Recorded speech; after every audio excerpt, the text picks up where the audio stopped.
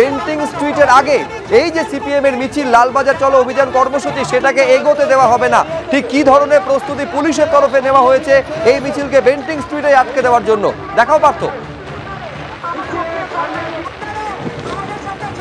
দেখো এই মুহূর্তে বেন্টিং স্ট্রিটে আমি দাঁড়িয়ে রয়েছি, যে রাস্তা তুমি দেখেছো এর আগে একেবারে যানবাহন চলে, এখানে প্রচুর মানুষের ভিড় থাকে, সেই রাস্তা করে খাঁখা করছে এই মুহূর্তে।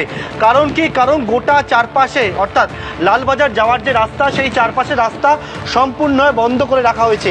এখানে দেখতে পাচ্ছ সেই 9 ফুটের পুরনো যে ব্যারিকেড দেখেছিলে যে একেবারে নতুন করে বানানো হয়েছিল, যে ব্যারিকেডে পরবর্তীকালে আজকে দেখতে পাচ্ছি রং করা হয়েছে, তার মধ্যে চেন দিয়ে বাঁধা রয়েছে, সেই 9 ফুটের ব্যারিকেড এখানে লাগানো রয়েছে। পেছনে দেখতে পাচ্ছি জল কামান রয়েছে, তার পাশে দেখতে পাচ্ছি বজরা রয়েছে। এবং এই যে ব্যারিকেড একেবারে চিকিৎসকরা, জুনিয়র চিকিৎসকদের আন্দোলনের দিন তুমি দেখেছিলে, সেই ব্যারিকেড পরবর্তীকালে পুলিশ খুলতে বাধ্য হয়েছিল। সেই ব্যারিকেড দিয়ে এই যে বেন্টিং স্ট্রিটের যে রাস্তা রয়েছে, অর্থাৎ যে এই যে গণেশচন্দ্র এভিনিউ দিয়ে বেন্টিং স্ট্রিট হয়ে সামনে গেলে লালবাজার রাস্তা, এই রাস্তা বন্ধ করে রাখা রয়েছে। শুধু একটা রাস্তা নয়, আমার সহকর্মী অজয় দাসকে দেখাতে বলবো, এখান থেকে যদি দেখি যে উল্টো দিকে রাস্তা রয়েছে অর্থাৎ গণেশচন্দ্র এভিনিউ এবং বেন্টিং স্ট্রিট ক্রস করে ডান দিকের যে রাস্তা দেখা যাচ্ছে সেখানেও কিন্তু দেখালে আর.এন. মুখার্জি রোড, সেখানেও ব্যারিকেড করে রাখা রয়েছে। অর্থাৎ গোটা যে চত্বর রয়েছে লালবাজার যাওয়ার যে রাস্তা, সেই সমস্ত রাস্তা বন্ধ করে রাখা রয়েছে। কি ব্যবস্থা নেওয়া হয়েছে, প্রচুর সংখ্যায় সেই বাহিনী মোতায়েন রয়েছে। একদিকে বৃষ্টি পড়ছে দেখতে পাচ্ছ, এবং সেই বৃষ্টিটি ব্যারিকেডের পিছন দিকে প্রচুর বাহিনী পুলিশ মোতায়েন রয়েছে। পুলিশ দেখতে পাচ্ছি বডিগার্ড করে রয়েছে, এবং তার পাশাপাশি জল কামান, তার পাশাপাশি বজরা, এবং এই বজরা হচ্ছে একসঙ্গে 7টি টিয়ার গ্যাসের সেল চার্জ করা যেতে পারে।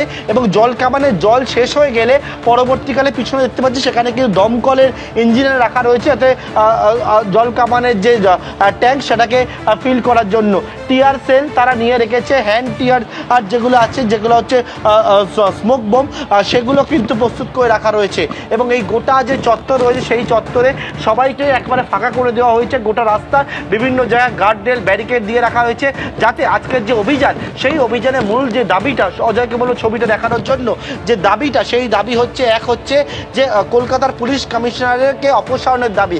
কারণ কি, বিচারহীন 1 মাস এবং তথ্য প্রমাণ লোপাটের অভিযোগ, এবং সেই অভিযোগকে কেন্দ্র করে আজকে লালবাজার চলো অভিযান বামেদের, এবং সেই অভিযানকে কেন্দ্র করে একেবারে কড়া নিরাপত্তা বেষ্টনী পুলিশের, সেটা দেখা যাচ্ছে এই মুহূর্তে বিভিন্ন যে প্রান্তগুলো, সেই প্রান্ত একেবারে ঘিরে দুর্গে পরিণত করা হয়েছে গোটা লালবাজারের চারপাশের যে রাস্তা রয়েছে সেই রাস্তা।